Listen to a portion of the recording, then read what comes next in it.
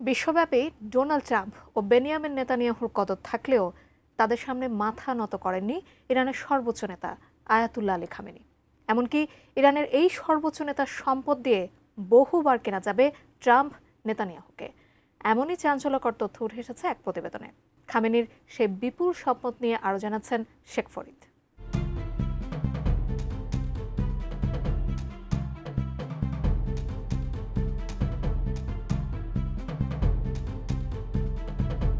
গোটা মুসলিম বিশ্ব যখন নির্যাতন ও দমন নীতির ছায়ায় নতজানো, তখন ইরানের মিম্বার থেকে ধ্বনিত হয় প্রতিরোধের আহ্বান।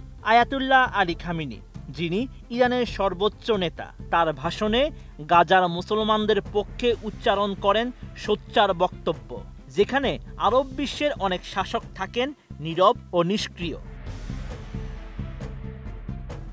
পশ্চিমা নেতাদের চক্ষুশূল হয়েও 1989 সাল থেকে দেশটির সর্বোচ্চ ধর্মীয় ও রাজনৈতিক পদে রয়েছেন খামেনি। ব্যক্তিগত জীবনে নেই কোনো রাজকীয়তা কিংবা অর্থের জৌলুস, রয়েছে কেবল দায়িত্ববোধ, তাকওয়া ও আল্লাহর কাছে সমর্পণ।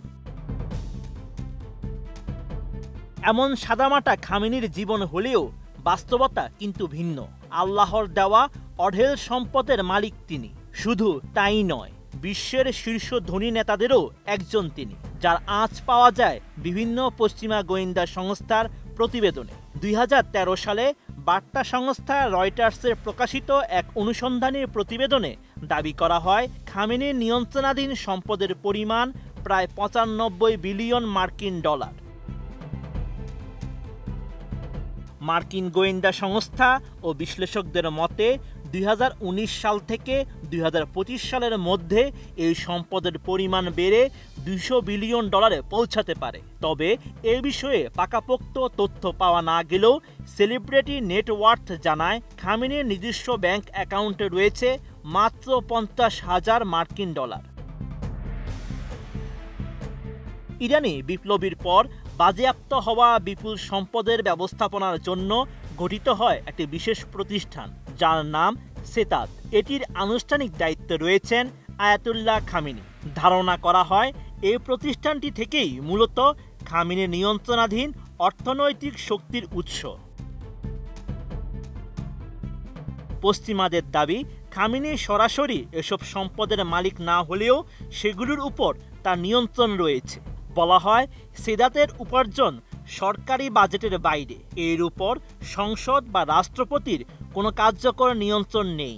রাজনৈতিক বিরোধীদের সম্পত্তি বাজেয়াপ্ত করে এবং ক্ষমতা কায়েম রাখতে এই সম্পদ ব্যবহার করা হয়।